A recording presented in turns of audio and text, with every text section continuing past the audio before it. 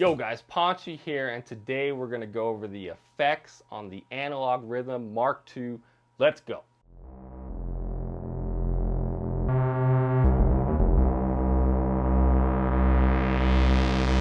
Alright guys, so the way to get to the effects so you can edit them is you hit the effects button.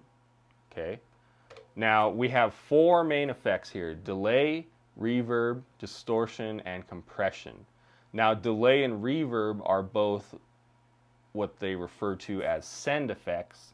So any one of these individual pads can be sent to the delay or the reverb, and then it returns with those effects on them. Seems obvious, but the distortion and compression, those are what they call master effects. So those apply to essentially the master track. There is no actual master track, but it basically applies to all the pads equally at the same time. So first things first, we could sit here and talk about each one of these parameters all in order, but the best way to figure these things out is to just listen to what they do.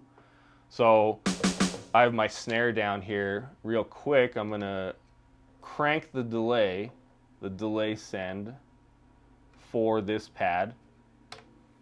So let's just go through each one of them. The time affects, of course, the time of the delay.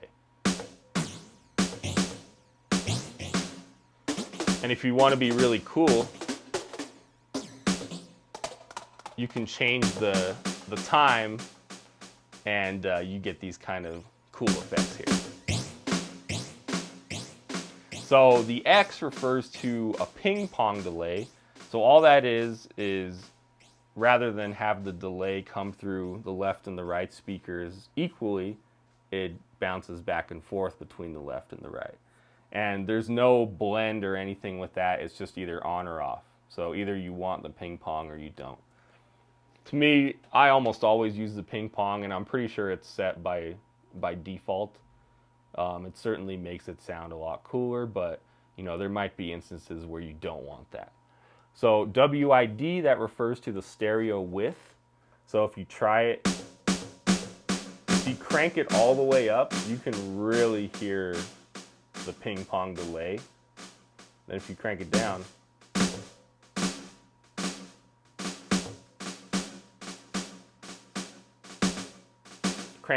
that's basically as mono as it gets. So if you have headphones or really good speakers, you can definitely hear that.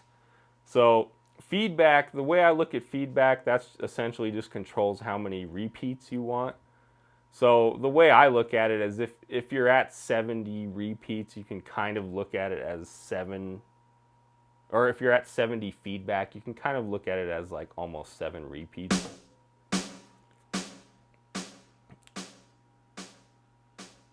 Which is kind of also based on the time, but I didn't count them there. But if you count the repeats, you're essentially getting what amounts to 7 repeats.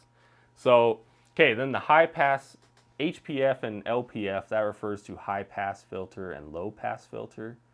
So if you're not familiar with those, high pass essentially means you're allowing the highs to pass through. The highs are the treble. And then conversely, low pass filter, you're allowing the lows to pass through. So if when it comes to a delay, if you have too much delay on the low end of your beat or your song or whatever, it can kind of get a little muddy. So generally you want to kind of roll off the lows a little bit, and that's actually what they have here set by default. That's why if this was all the way over here, then you would have all your lows would be going through.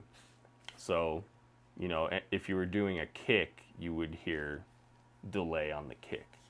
So by default they have it set to about here. And that's probably, it's something you'll have to do to taste, basically. And then, if you want to roll off the highs, you just do that. So, and here's, let's see. So see, if you hear the delays right there, they sound really muddy almost. They sound really filtered, you know, and that's essentially what it is. This is a filter for the delay specifically. And then the next one is reverb. You know, that basically puts a reverb on the actual repeats themselves. So if you crank that,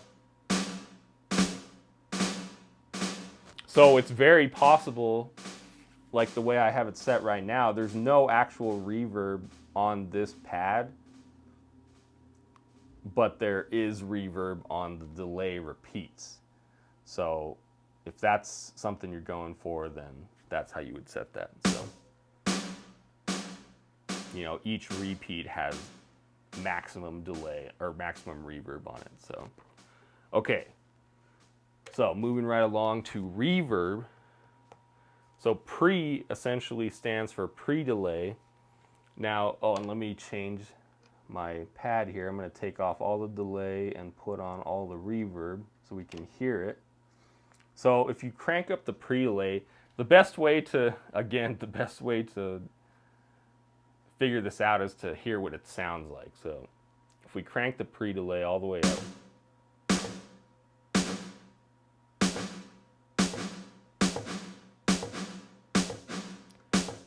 so if you have it cranked all the way up, what you're hearing is the snare and then a little bit of a delay and then the actual reverb. So I don't know, I don't use that a ton, and I mean, as you guys know in my other videos, I always think it's a good idea to hear what it sounds like when it's really extreme. That way you can make a decision and you almost know exactly how much you need to back it off. So if I have my pre-delay all the way up, you know, that's really extreme. That's not always the most desirable effect. But, you know, the more you back it off, you can find kind of the sweet spot. So, and then DEC is basically decay. That basically controls how big the actual reverb sounds. So the more we turn that up,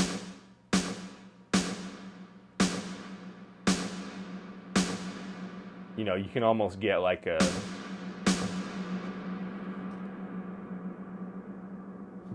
cathedral kind of sound.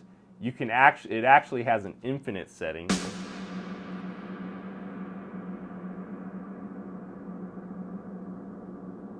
Which could be really good for like an outro or something maybe, but you know, it's like it says, it gives you an infinite reverb, which is not always the most desirable thing either.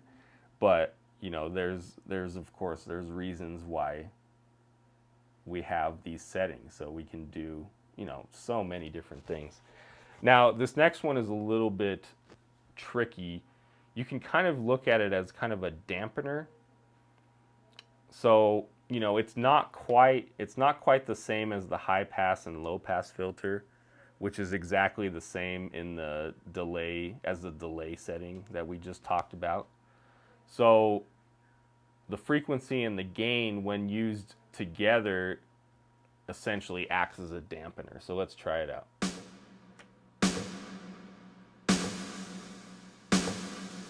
So if you have the gain turned all the way up,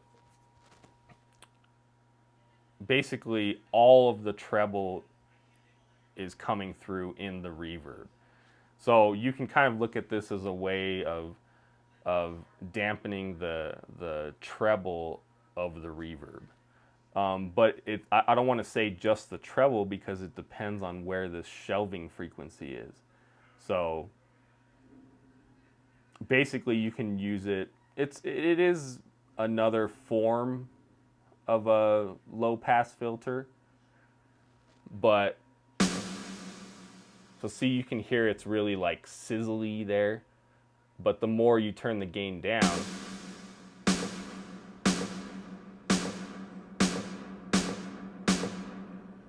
See, now there is a really nice reverb that's not too overbearing. So if you want, you could just turn the gain all the way down.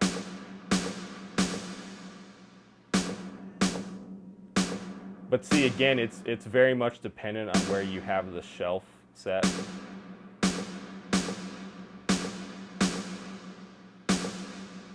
Like right here, if you set the shelving frequency higher, you're essentially just getting treble in your reverb, which is not, again, not the most desirable thing either.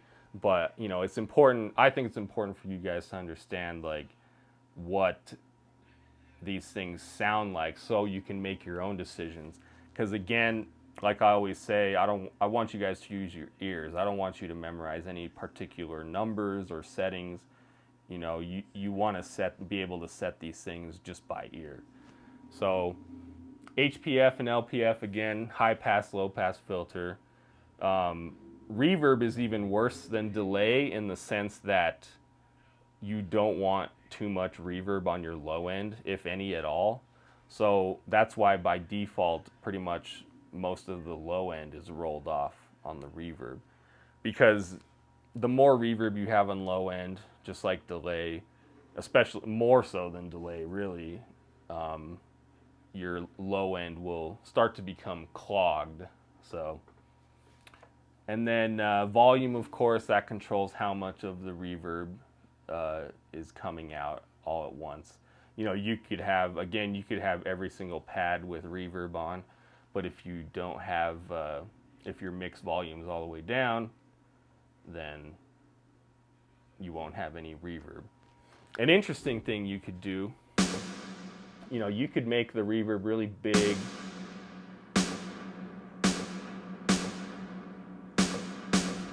And then you could just set the mix really low.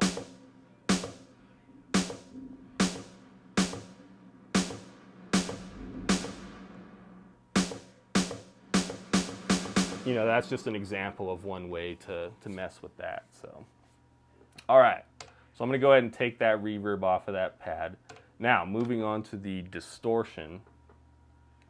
So the first one, the distortion, the parameters aren't as obvious, which is why when I first got my Analog Rytm, I had to go straight to the manual to even know what most of these were. So the amount, AMT, that one's pretty self-explanatory. That just controls how much of the distortion you get. Hopefully that's not too loud for you guys there. So that controls the amount. You know, and distortion, another way of looking at it is it, in a sense, it kind of rolls off some of the low end. It emphasizes the high mids and the treble a little bit more. Of course, it also it boosts the signal. So the more distortion you give, you're probably going to want to back down your levels a little bit. So that's something to keep in mind, especially if you use the distortion in conjunction with the delay. You can definitely get, you know, the delay could end up being higher than the actual, the initial drum, whichever one you're hitting. So that's something to keep in mind. SYM, this one's kind of a weird one, but if you imagine a sound wave on like a graph, you know, you have like an up, it goes up and then comes down. The Symmetry knob essentially controls which part of the waveform you want the distortion to apply to. So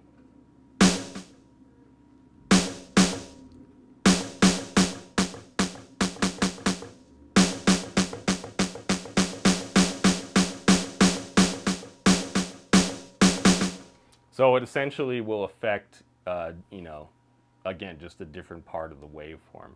So, you know, again, I wouldn't worry too much about like the technical side of that. Just put on some headphones or crank up your monitors and just hear what it sounds like, you know, and choose what you want based on the sound, you know. So if you can't really hear a difference with it, or you don't really see that it would benefit you at all, then just leave it in the middle like that. So DOV, that refers to the delay overdrive. So this is what I was talking about, where you can essentially apply overdrive to the delay repeats. So you want to be careful with this one, because you don't want to, you don't always want the repeats to be louder than the actual thing. So let's apply some of this delay overdrive here.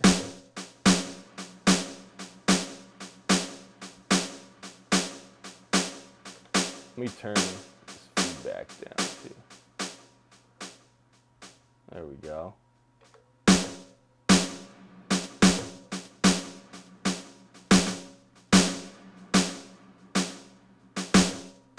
You know, I guess a good way to look at that parameter is just another way of emphasizing the delay. If you really want to emphasize the delay, then I would turn the delay overdrive knob up a little bit. So, and then the two on the bottom, the delay and reverb, it refers to whether you want the delay or the reverb to come before the distortion or after the distortion. Now, by default, the delay is set to pre, so the delay would come before the distortion. And then by default, the reverb is set to post, so the reverb comes after the distortion. So again, that's just kind of something, you know, you just want to try both settings and see which one you like better. You know, generally, reverb sounds better after the fact. You know, but there might be an instance where you want it to come before. So that's something to keep in mind. Then compressor, I'm not going to go, you know, compressors in and of itself, that's a whole video, really. If not more than one video, one 20-minute video or whatever.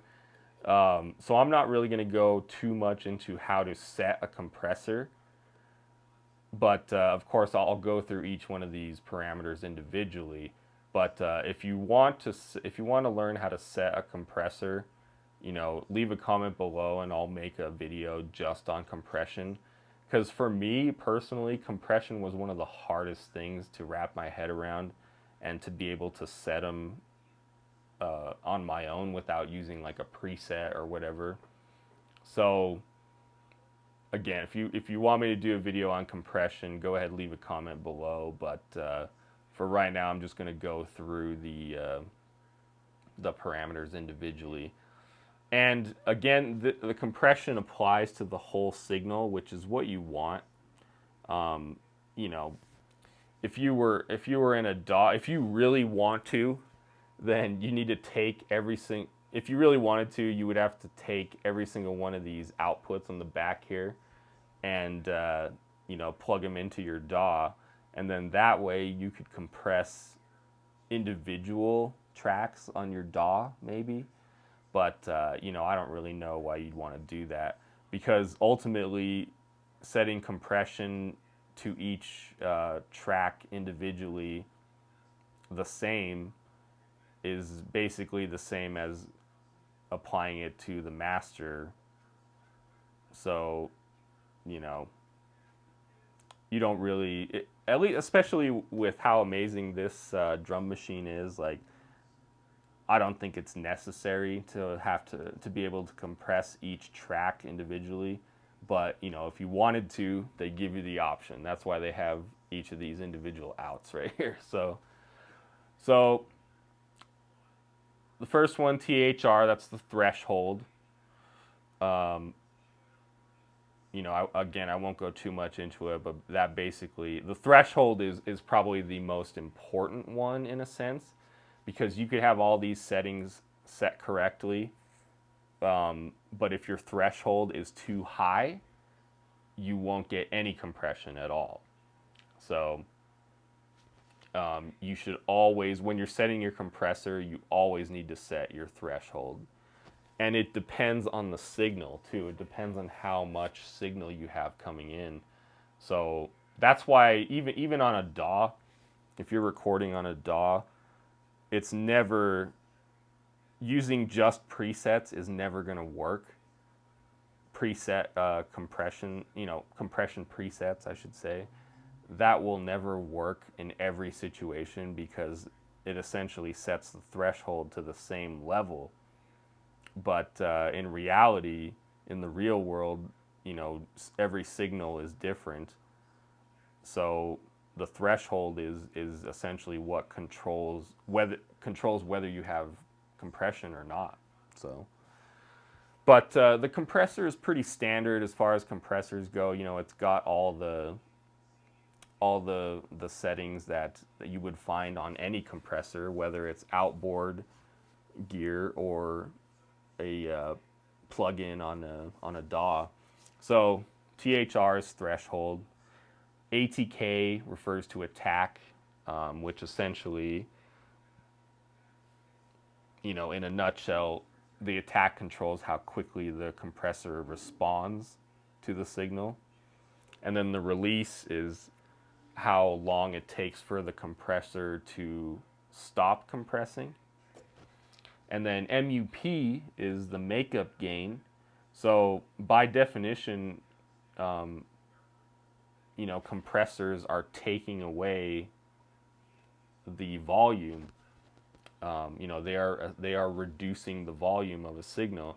So makeup gain is essential to, essentially with a compressor, you don't want to use a compressor to make it louder, because if you wanted to make something louder, you just need to turn up the level.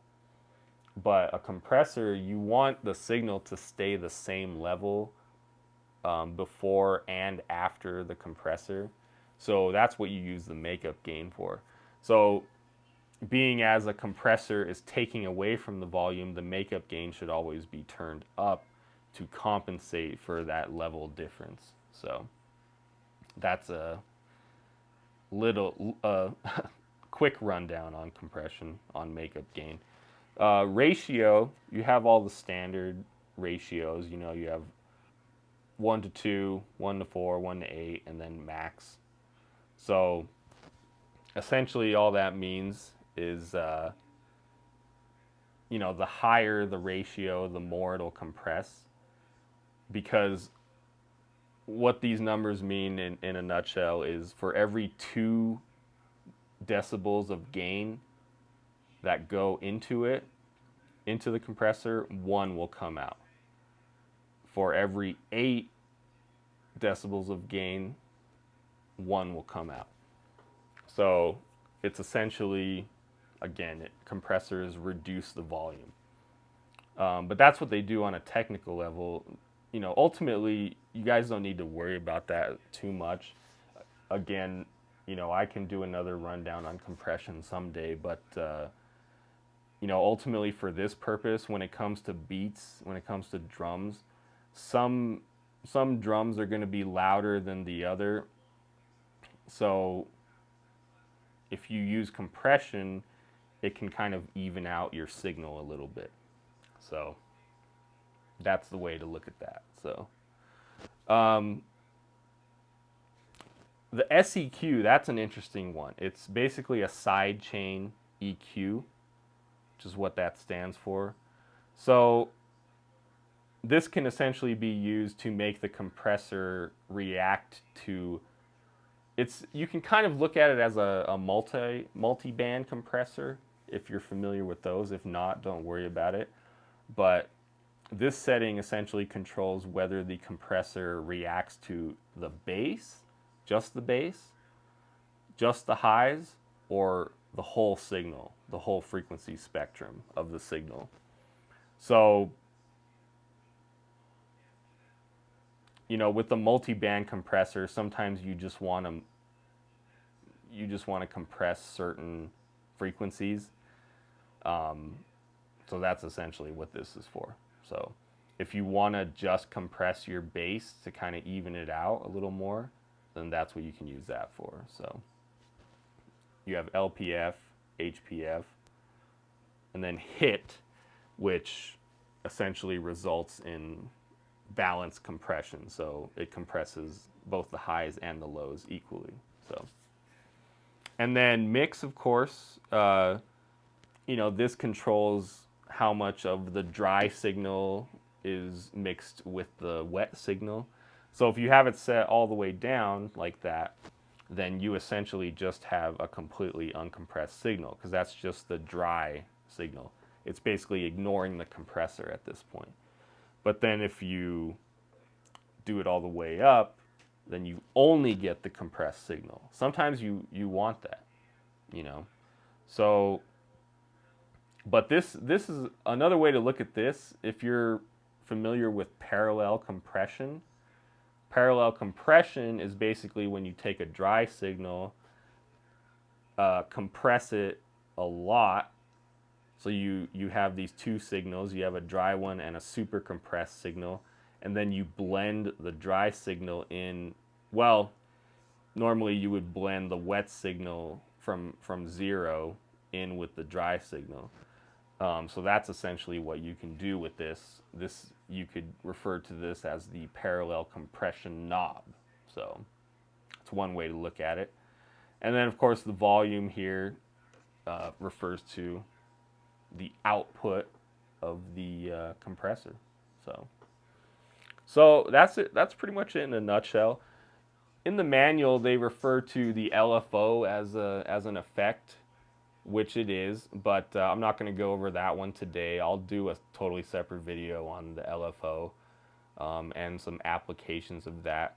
I didn't really show you, you know, what the drums sound like when they're compressed, but yeah, I mean, you know, again, compression is just a thing of its own. For this video's purposes, I'm just assuming that you know how to set a compressor already. But, you know, I think I'll probably just end up doing a video on compression alone. So let me know if you have any questions down below about that. And, yeah, we'll go from there. So hope that helps you guys. The effects on the Analog Rytm are amazing. You know, one thing, arguably one of the most important parts is probably the compressor. So, you know, if you wanna go check out a little rundown of compression, then keep an eye out for my video about that. But yeah, hope that helped you guys, and leave a comment below if you have any other questions about these effects, and I'll see you guys next time.